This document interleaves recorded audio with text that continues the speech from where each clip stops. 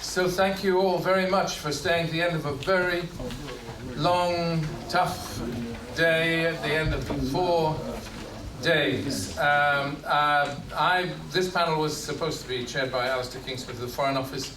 The Foreign Office, bless them, said, the Mandarins said that he couldn't because it was referendum day, and his views might be associated with the position.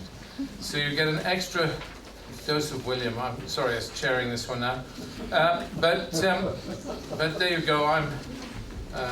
We'll have lots of fun because I'm quite an ideological fanatic. So you'll certainly have some, and I think you'll have a very interesting time now in this final panel because we're tying the bow really on the 4 days, and we are hopefully addressing.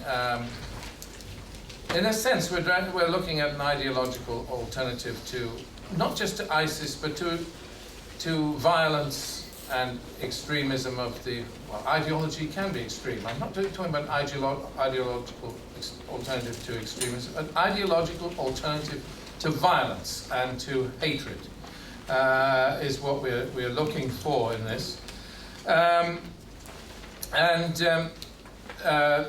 Well, I'm very privileged to have 3 people beside me whom I count as friends and indeed mentors, all 3 of them, 3 great men. Imad Karam is from Gaza, as some of you may know. He's a filmmaker on my left, a wonderful filmmaker. He's made films and that have been quite outstanding. He helped make The Imam and the Pastor. He made Beyond Forgiving, which has been absolutely phenomenal in its impact. He's also on the International Council of Initiatives of Change, and he also sets the bar very high in terms of his own personal approach to morality and principle. And he's a man I greatly admire, especially given the fact that he's had to come from Gaza, a place I love, and a place that is so troubled. On my right, Peter Everington. Peter is what can I say about Peter? He is also from Initiatives of Change. He's a man of great integrity. He spent much of his life teaching in the Sudan, and he has an inspiring grasp of ideology, of principle, and I think that he's an interesting man with interesting ideas, and he's one of these chaps that really he's lived and worked in Iran. He's lived and worked obviously in Sudan for many years. He has a real grasp of Islam, an understanding of Islam, and of dynamics within Islam that many Muslims would not be surprised by. Since the Prophet Muhammad says a Muslim is anybody from whose lips and hands the world is safe, then he qualifies, I think. So in my eyes, he's an honorary Muslim. But anyway, we've got a real one on the left, so we're all right. And then, well, that makes you, Larry, an honorary Muslim too, because you're certainly the world is safe in your hands. And Reverend Larry Wright has been introduced a moment ago. A wonderful man. We didn't say his past has been phenomenal. At one stage, he was director of religious affairs at the Yarlswood Immigration Removal Centre. And what a heart-rending post to hold. I mean, a terrible burden on anybody's soul. And he's an inspiring man. He does lead our religious affairs advisory group. He's on it. He convenes it at the Next Century Foundation. He's Christianity in action, and he's come down from Birmingham for the meeting, and it is wonderful that he's here. So that's our panel. We'll start now. The question is, who goes first? Because there's so much to say, and I didn't actually sit together with them before we began. I think I would like. Well, may I? Peter, would you mind going first? You're in charge? Wonderful. Yes. Wonderful. So the title is Building Trust Through Improved Responses to Extremism and Xenophobia. I noticed that there have been four people called Peter in the program of these 4 days. And it so happens that all four of us have been involved, each of us for over 20 years, in a program of student exchange visits between Britain and several Arab countries. And in fact, there's another Peter who runs a business in Yorkshire.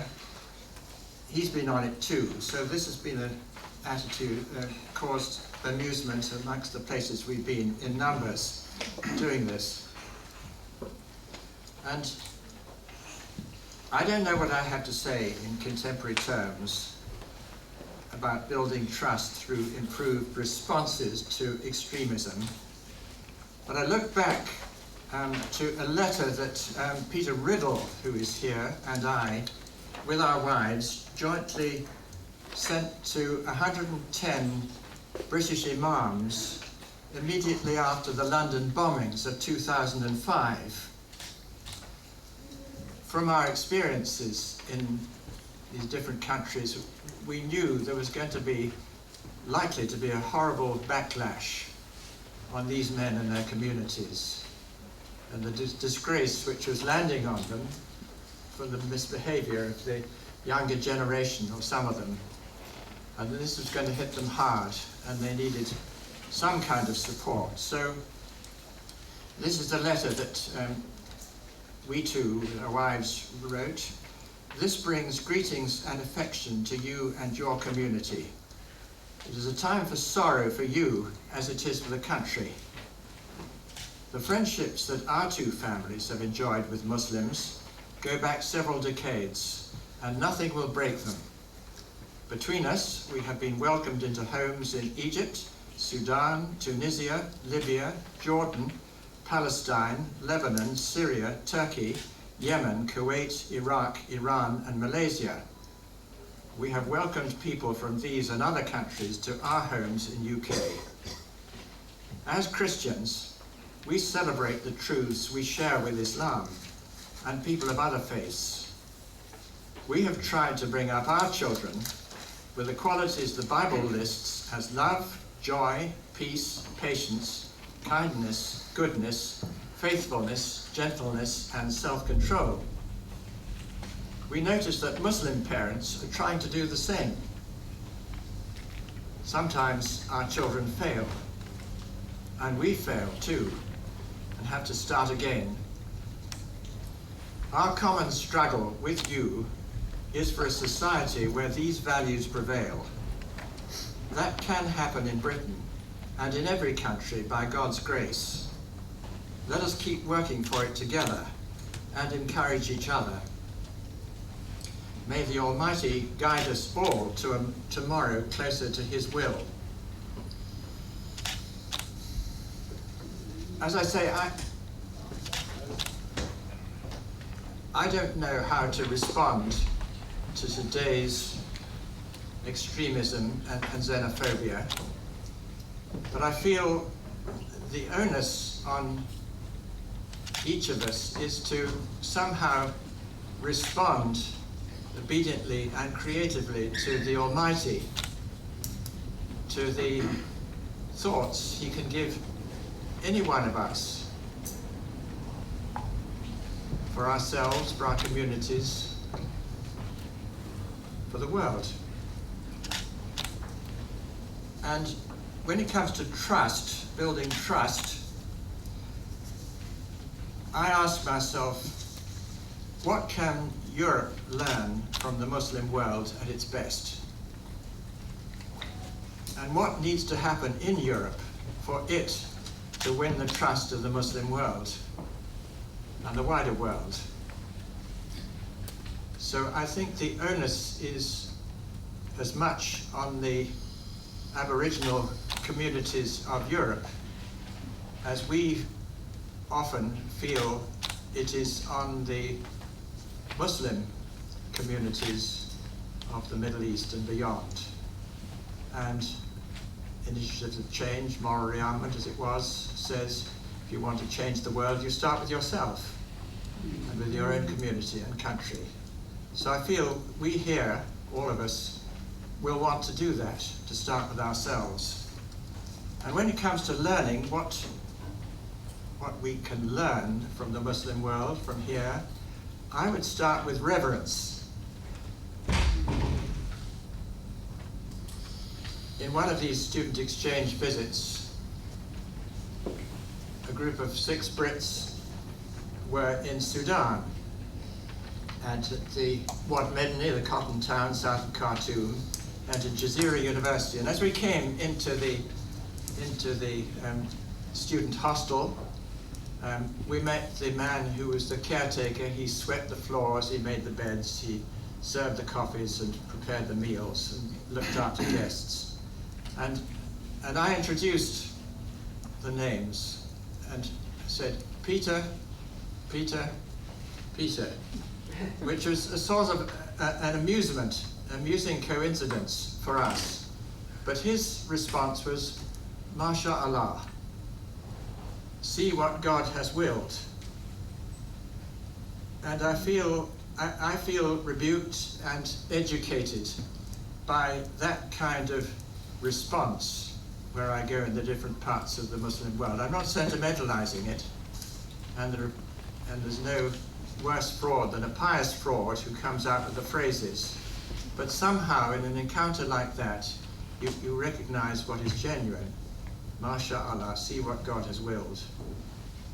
And I feel that what we need most in order to be trustworthy and to be able to trust others is this sense of gratitude and dependence on the Almighty from our different traditions. And the Dean of Students of that university later went to work in Qatar, and his family followed him there. And one of his sons was studying in America, and this was shortly after 9/11, and the son had to travel back, knowing full well what he would have to face in terms of questioning and interrogation at immigration. And the son was scared, and the father was scared. And as they parted, the father said to in my presence, my wife and son, he was working out there, my son, the father said to his son, Rabbana yawassalak bil afiyah. May our Lord cause you to arrive in good shape. Afiyah, how do you translate that? Yeah, good shape. In good shape. Good translation. And then the son rang up when he got to the airport. He was going. Twice he rang up his father, and twice the father said, Rabbana yawassalak bil afiyah. What a wonderful tenderness, which exists at its best in a very genuine form, which I think the European nations in our post-Enlightenment phase need to recapture, and can learn a lot from the Muslim world at its best in that. So, how's the time now? You're all right. You're right. Will give me a warning of a minute to come. And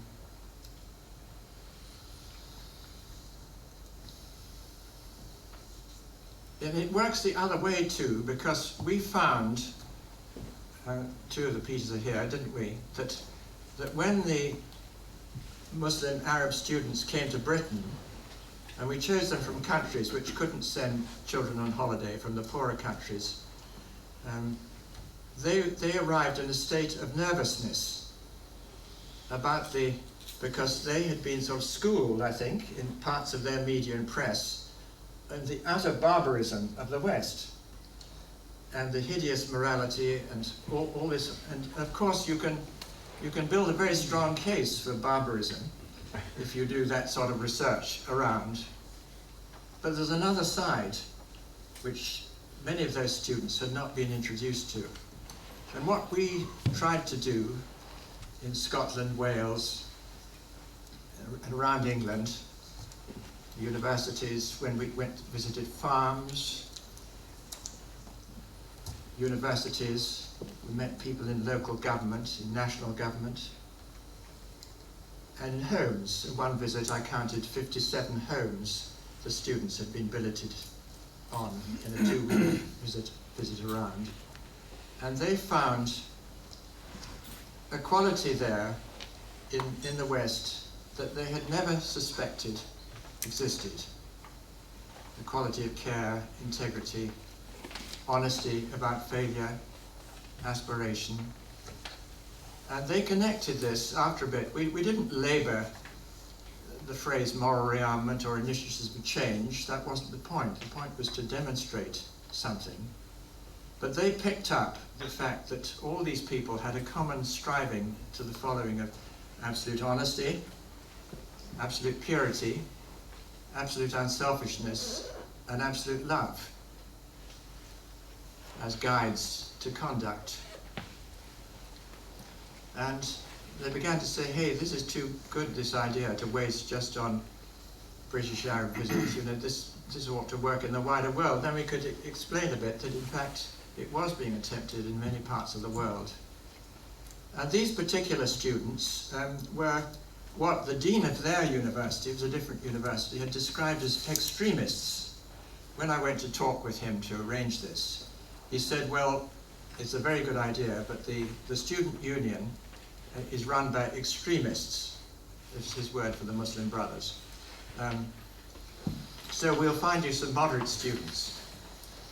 Then, I don't quite know what happened, but he went off to get married, and the deputy dean said, oh, this must be the students' union. And so at Heathrow Airport, we found 4 of the top executive of the so-called radical extremist Muslim Brother leadership. And these were the people we were taking around, and it was the last days of Ramadan, and we enabled them to fast. It was in autumn, quite long days still, not as bad as now. Commiserations to the Muslims for today. And they just, we didn't say anything much, but people picked up that here were people who were serious in their own attempts to obey God. And it came to the point when we were going to see the Provost of Glasgow that their leader made a statement. The absolute moral standards of moral rearmament are the common ground where Muslims and Christians can stand together, and from which they can go forward to build a better world together. And that became the settled, now small instance, but I feel that the good things that happen in the world come from small instances, as far as I can see. And another visit of Jordanians, again a man of strong Muslim principle. His cousin was the first ambassador from Jordan to the revolutionary Iran. He had to go back a little earlier, and I put him on the train at York at 2 o'clock in the morning. And as he was getting on the train to go to London, he said, Europeans think they have a bright civilization. To us it does not always appear bright. But to see a moral and spiritual endeavour like this in the heart of Europe, we've been together in Switzerland together at Memorial, to see this endeavour makes us think many new things. And when we returned in a few months' time with another British delegation of British people who needed likewise playing into the greatness of the Muslim tradition, he said to the people he took us to, the Muslim groups, he said, these people live what we talk about. So I think the exercise, and if there's a task of moral rearmament, I heard it described in these terms by a chairman of the Labour Party, former chairman, moral rearmament bridges the gap between what people believe and how they live. And I think that's the task for both our civilizations. Thank you, Peter. So you'll gather from that, and a lot of you may not have known that the ideology of Initiatives of Change is moral rearmament, which is still retains its name in the Middle East and India, but in Britain and the West is much smaller now than it was in the post-war era. But in the Middle East, it's called التسلح الخلقي. التسلح الخلقي. Yeah, say it close to the microphone. التسلح الخلقي. Yeah. So which is in Persian تسليح أخلاقي. So with that, let's move to Reverend Larry Wright and get his thoughts on the matters we're discussing. Yes, thank you. I'd like to just focus for a moment on why is there a need for improved responses. Partly because there have been some unedifying attempts by our government and other governments in the West to deal with, to counteract radicalism. We heard something, it was alluded to in the previous panellists when they talked about the PREVENT programme and some of the absurdities like the terrorist house story. But it goes, while those absurd stories, we can find the lighter side of them, but if you're a serious conservative Muslim in the West, and you're trying to hold your family together and instill in them some of the virtues and values that Peter's just been talking about from your Muslim perspective, and you're living in an area where, like parts of Birmingham or Luton or Leeds, where you know there are radicals on the prowl looking to tempt or induce or seduce your teenage sons, perhaps, into a radicalist mindset. To hear certain pronouncements from our central government, like we need moderate Muslims to speak out and to act against the radicals. And as some of my Muslim friends have said, what do they mean by moderate Muslims? Muslims would not want to regard themselves as moderate. They are passionate about their faith and passionate about living it out in the world. But of course, what we've got there is a dichotomy between two worldviews. When we're approaching it from the Western perspective, and again it was referred to earlier, as a political, ideological struggle, from the other side, it's seen as much more a spiritual and ideological struggle. And then we hear, why don't the Muslims speak out when someone's beheaded? Why? Friends of mine have said, Christian friends, when I see thousands of Muslims walking down the high street saying, not in my name, I'll start to think there are some Muslims around who don't tacitly support the ISIS ideology. Well, of course, many Muslims have stood up against and condemned ISIS. There isn't a serious Islamic scholar in the world who has not condemned Daesh and their ideology and as a perversion. And there are those who have even said they are un-Islamic. Now that's not a Western voice, that's from within Islam itself. Daesh are un-Islamic. Why do we not hear these voices in the West? And why is that counter-narrative not so widespread as it should be? I'd like to give you some, I'll leave that question hanging in the air, perhaps it's something you might want to come back to. I now want to talk about some local initiatives that I'm aware of and involved in, and these could be multiplied across Britain and across the continent of Europe, and I'm sure in the USA as well. There are people who are dedicating themselves to inter-religious dialogue in this atmosphere, this rather febrile atmosphere of responding to Daesh.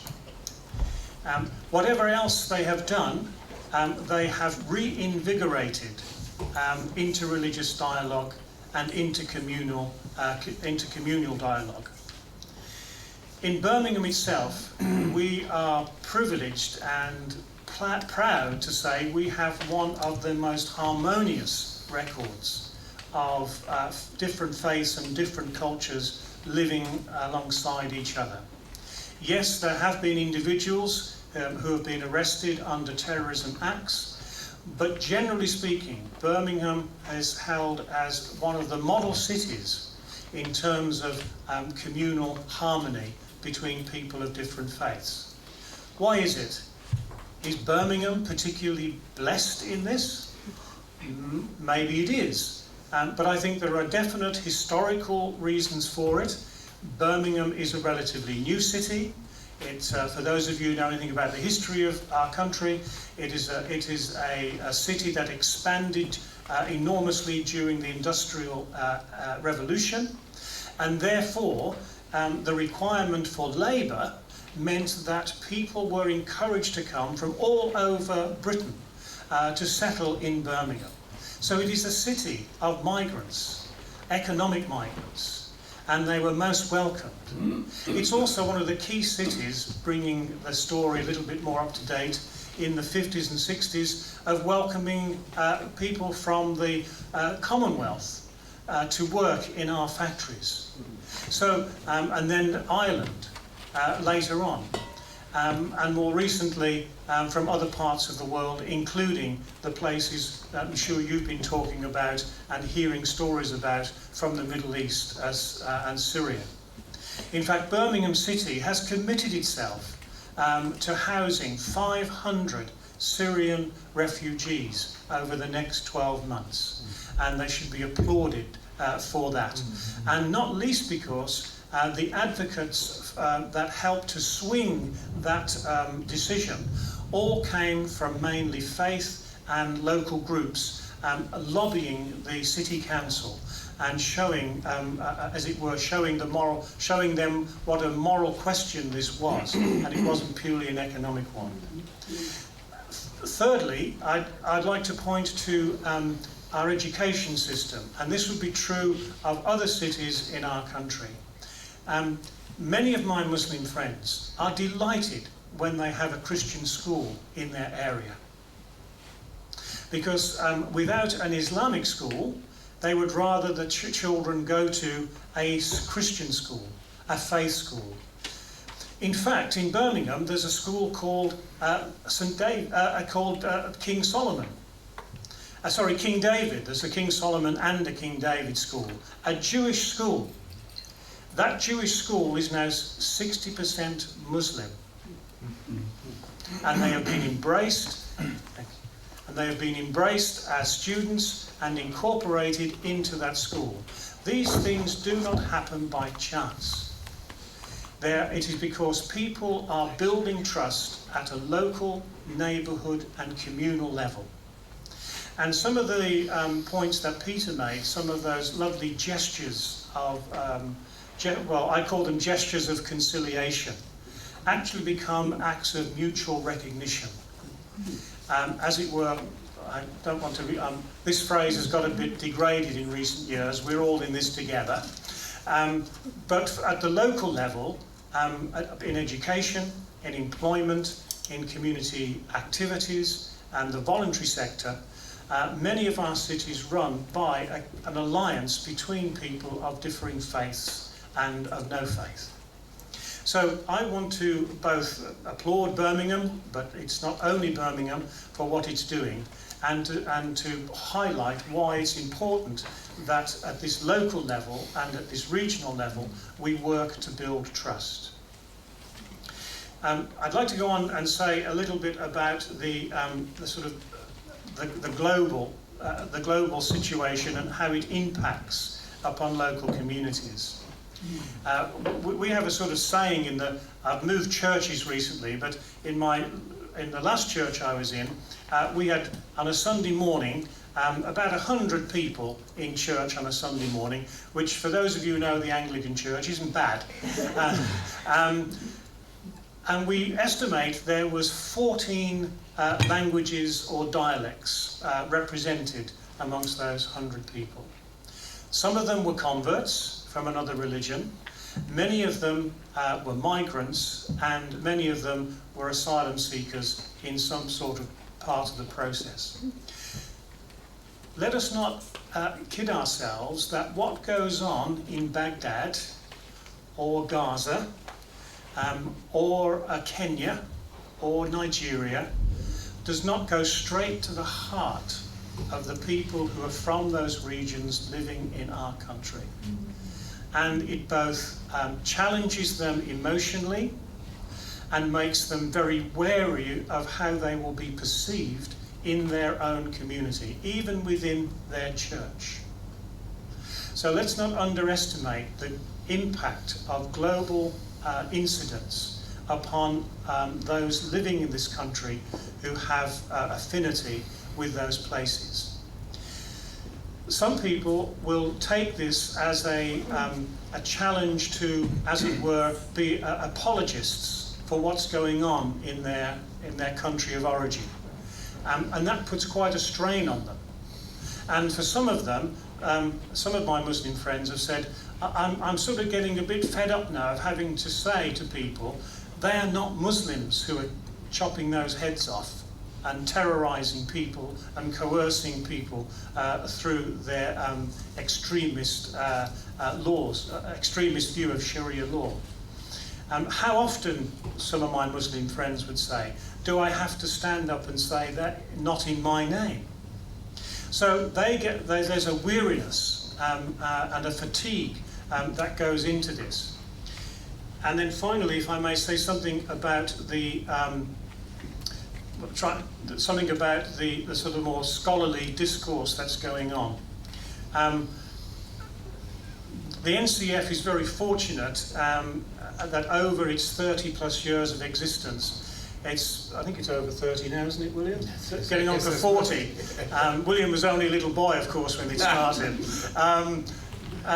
They have developed a substantial network around the Middle East and beyond of people who, by the nature of NCF's work, are likely to be attracted to dialogue and rapprochement. And we're very fortunate that some key Islamic scholars are prepared to talk to us, particularly I'm thinking of the university in Cairo, and to join us as best they can with in a sort of ongoing dialogue for progressive communication between the faiths at that level. You will probably know of the work, already have heard of the work of the King of Jordan, Prince Philip and Prince Charles here, what they have done. All these things matter. And I wouldn't want to leave out, and perhaps there hasn't been enough said, about the contribution that many Jews are making to this dialogue as well. And I know we have one of our board members here, June Jacobs, who's been very involved from that perspective in women's rights globally, as well as from a Jewish perspective. So the three great, what are often called Abrahamic faiths, at many levels are addressing this directly and with sustained scholarly as well as practical energy. And we should celebrate it, but perhaps we don't hear enough about it, because I think it was Alex who said, good news for many journalists, has got nothing to do with harmony and progressive communication. It's got everything to do with conflict, violence, or titillation. Thank you.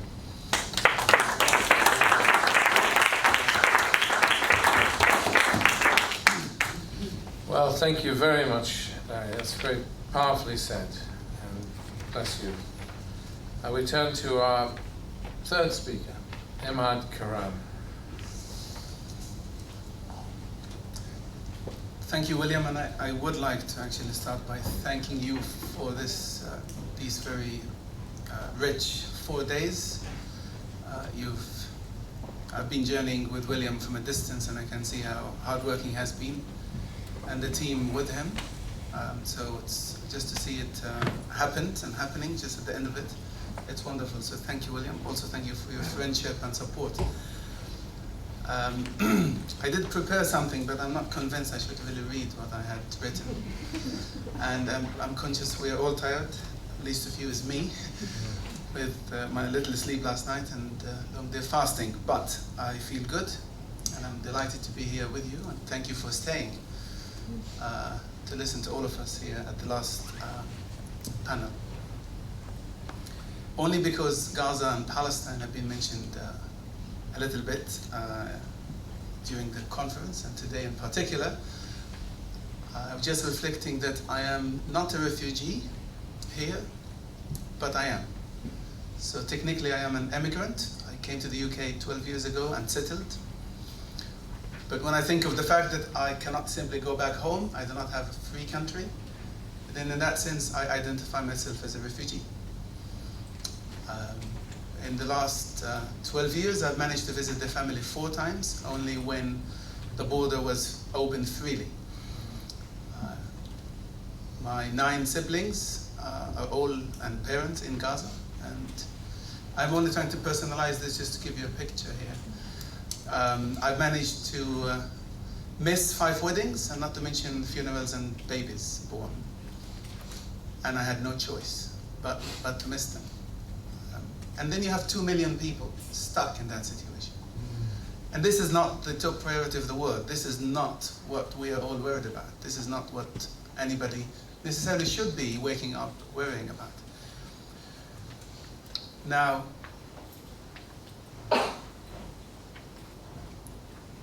I'll be jumping back and forth, so do excuse me. But when I left Gaza and came to, in fact, the first time ever I left Gaza, I went to the United States for 2 months training in journalism, sponsored by the United Nations. And that was an eye-opener. And then the second visit out of Gaza was to the UK. And when you come out of your box, you start seeing the world with new eyes. You start experiencing things differently. You start confirming certain things and questioning other things.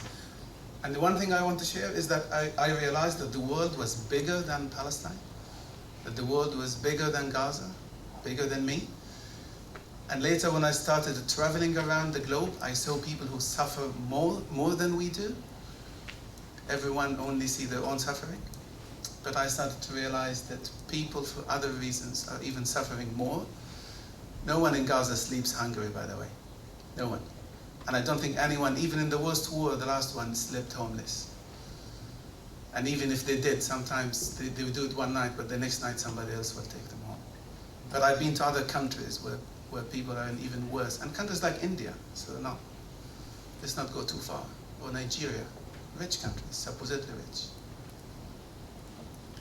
Now, back to Gaza, and just before I left for the UK to do a master's in media and communications, a friend of mine had been to Switzerland for a conference called Agenda for Reconciliation, which is organized by Initiatives of Change, and he came back to Gaza and invited some of us and wanted to share with us his experience and this group that he's made called Tasallah al-Khuluqi, or Initiatives of Change. And I was challenged by that, because these people say, if you want to change society, if you want to change things around you, start with yourself. I said, well, that's what the Quran says. But these people are actually practicing it. We Muslims say it all the time, and my Muslim fellows here know that. We always say it, but nothing changes. because we don't.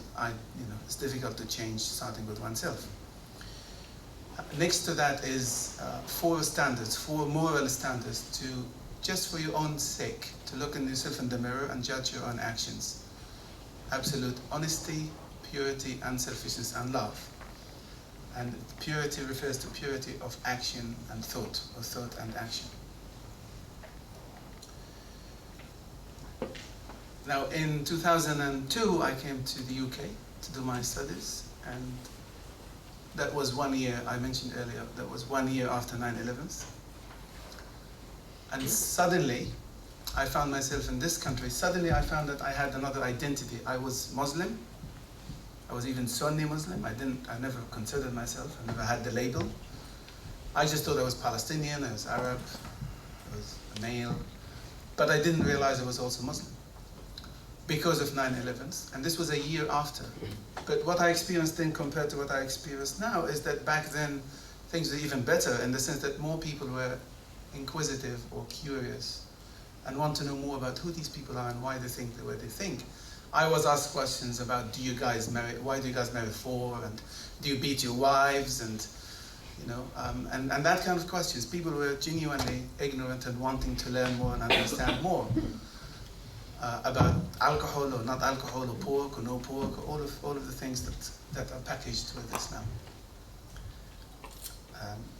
But jumping 11 years later, I said to some of my friends, I actually don't feel positive enough that things will continue to be stable in this country, that I can feel safe to continue to live here with my family, and I might actually consider other options. I would have never said that 5 years ago, or 8 years ago, or 10 years ago. So I'm jumping with him here, but do alert me when the time comes. I'll jump one more time back to Gaza, just to share that I was privileged to have parents who did 2 things for me for which I will always be grateful. One, when I was 13 years old and the Intifada has just started, the Palestinian Intifada, I was stopped from going to the mosque because it was the beginning of being recruited. And my father banned me from going to the mosque, not any mosque, but the mosque, where the group I was part of was gathering every evening after the prayers. And it started with just pure Islamic lessons, and then started getting into something else. The other thing my parents did for me is they kept me in school, despite the economic challenges and the need to bring money in to support the family. I was kept in school regardless of that need, and was supported with my homework. So in that sense, I give my debt of gratitude to my parents for doing these 2 things for me. Now, the privilege of journeying with Initiatives of Change, this wonderful movement of people whose potential is under-realized, in my opinion, who have a great history, we do, which we're shy about.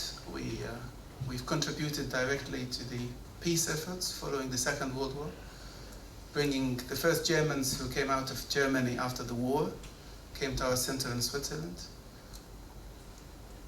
talking to Adenauer and Schumann. All of that is part of our history, and we made a difference. We made a contribution to the world that was just come out of a Second World War. We are not now talking about the Third World War, but we'll all recognize the crisis we live in and the crisis that we're facing. And my fear, ISIS aside, fighting ISIS, the need to do that is one thing. My concern is to lose the battle for the mainstreams, both in the West and in the Middle East. Because if we focus too much on the radical elements, while the anger is going up and up within the average Joes of life, that's when the communities will start to clash. And that's what really scares me. It is not how many people are recruited to ISIS. It's how many people are being lost every day, losing confidence in governments, in their personal security, and that is where we need to pay some attention.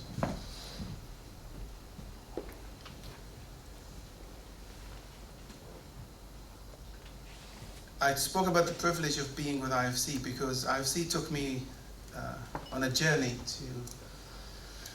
to meet people that I would have never otherwise met through the film work, through other work, but going to Nigeria and meeting with 2 former extremists, 2 former militia leaders, 1 Christian, 1 Muslim, terrorist, if you like to call them that, and to accompany that journey with initiatives of a change. Going to South Africa and meeting, again, former freedom fighter / terrorist and some of his victims and accompanying them. Lebanon and former militia fighters who were trying to Christianize Lebanon and were trying to Muslimize or Islamize Lebanon, Northern Ireland, etc. I had put down 2 quotes from Beyond Forgiving, the South African film, and I wanted to share them with you. One is from Letlaba Bitlali, who is the black South African leader of the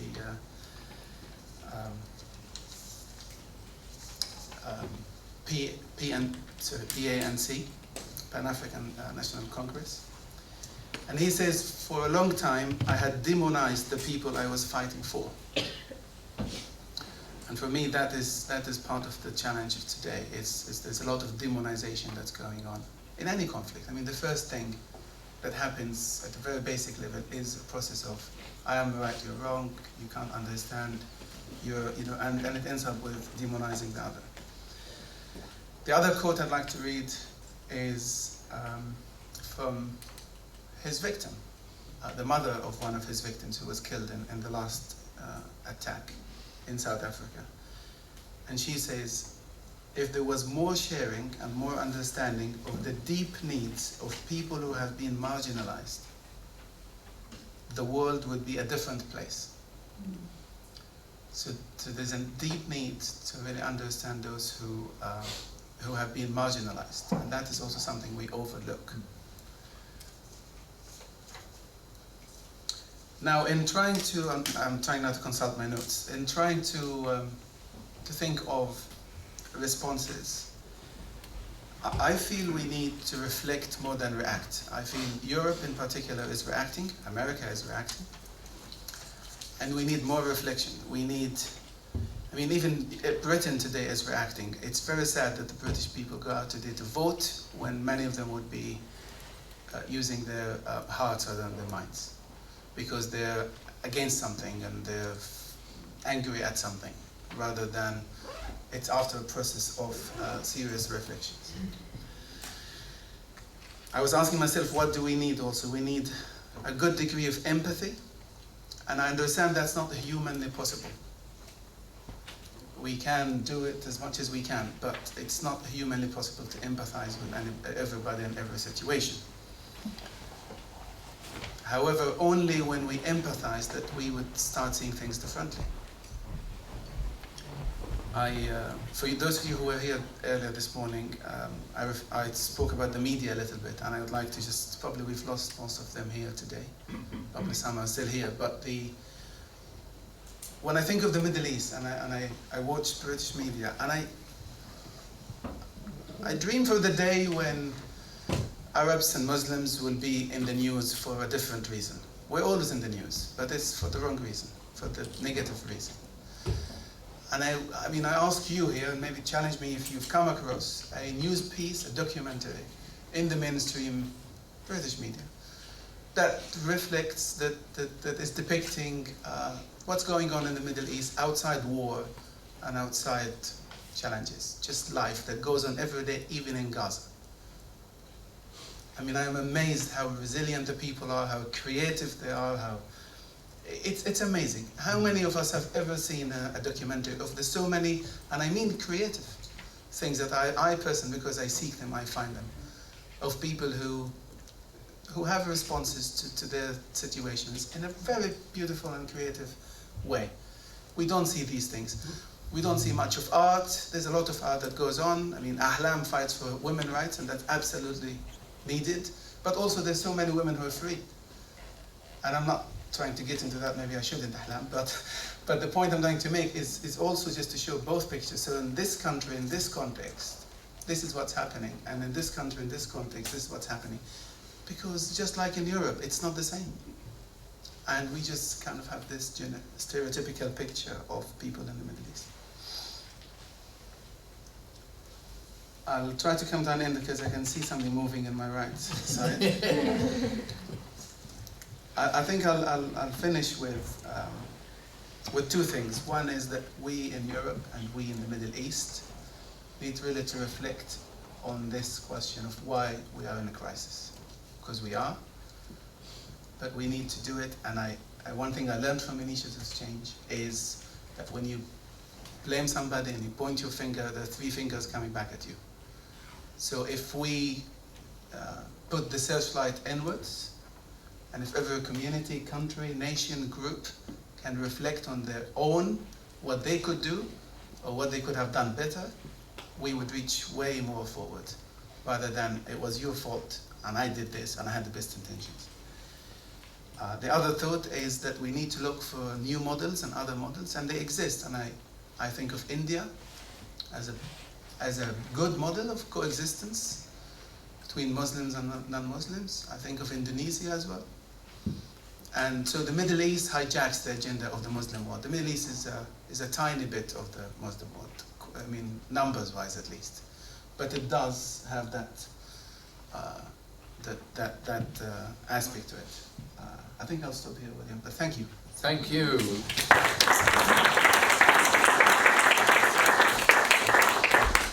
Well, I didn't mean I slightly cut both Peter and Larry short, but sorry, Peter and Imad short. But I'm aware that time is moving on. I actually have Larry's watch. We're moving towards. We have less time for discussion.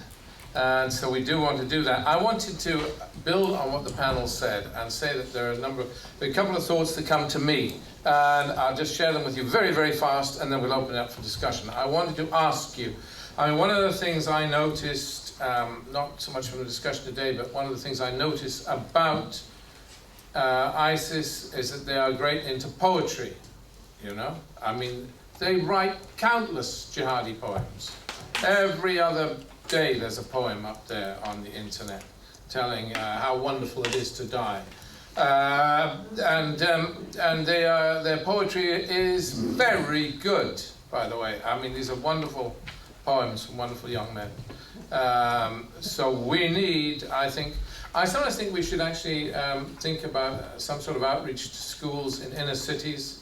I mean, maybe we should set up a poetry competition. I don't know. What I do know, I do believe, is that we, either through the Religious Affairs Advisory Group, I mean, these are just suggestions for you, or through Initiatives of Change and the Next Century Foundation, I think we should write to every bishop in England, because I do think one of the things that people feel is that they are not part of our society, and there is therefore a mission here for the Christians in our society.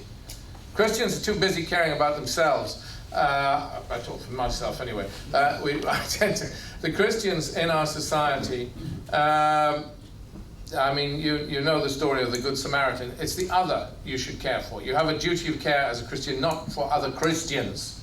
You have a duty of care for other non-Christians. So we should encourage the churches to encourage them to actually reach out to the Muslim community at a personal fellowship level and invite new Muslims in communities into, you know, to church suppers or something, not to convert them, not for that purpose at all, but to offer fellowship, because I think there is not enough genuine friendship offered to people who feel estranged, or to refugees, to anybody. That feel we should actually be reaching out to those that are different with love and compassion.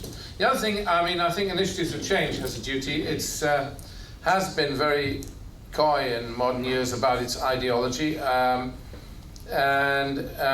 It's been expressed here by Peter and Imad. It's kind of a lovable Salafism, if you like, with a Sufi edge.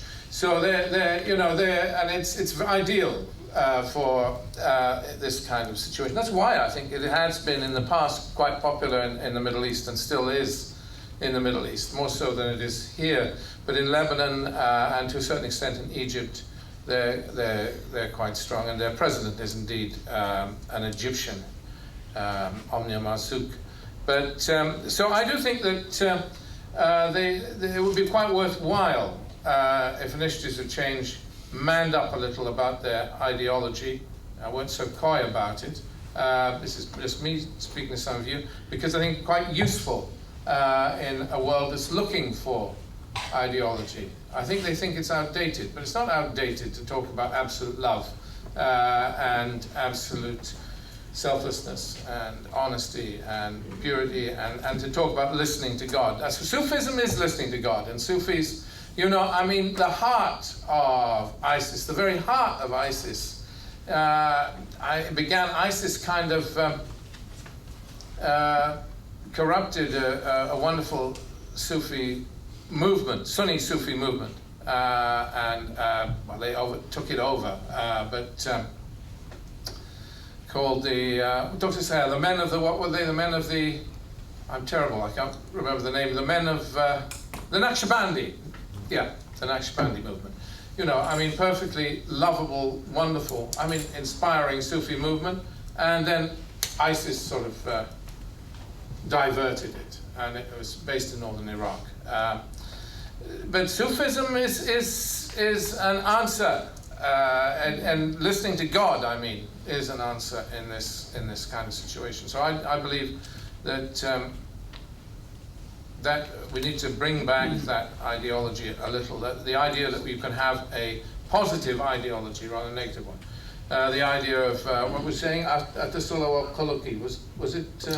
Yeah, my Arabic. Anyway, yes. Now Imad's telling me 1 minute. I'm going to have to hurry up. I do think we should also work with. There were a couple of challenges. I would like to. Dawa Party, Dr. Seher's at the back. Dawa Party is at the cutting edge of the interaction with ISIS, and they need to find a way of injecting some compassion into their relationship with the people they're fighting very hard in a civil war, very hard. But I think that we should actually try and engage with Dawa Party, the party of leadership in Iraq, and try and do that. There was a challenge thrown out by Suleiman Fortier. He may have been being glib, but he said, you should come and meet the prisoners, the Daesh, the ISIS prisoners. Well, I genuinely think we should. We should go to Misrata, we should meet the Daesh, the ISIS prisoners, and talk to them and take Suleiman up on his challenge. But let's build a hospital first. Well, absolutely. Thank you. Thank you. And so more community engagement. A wonderful person from Initiatives of Change before told me, what we lack is, these people are people that have not got a sense of belonging. The people, I'm talking now of the Britons that go out to fight with ISIS. They haven't got a sense of belonging. They need to belong. They don't feel part of our society. So we need community engagement here in the UK to give people a sense of belonging. And certainly, I do think we need to listen to God. Anyway, these are a few thoughts.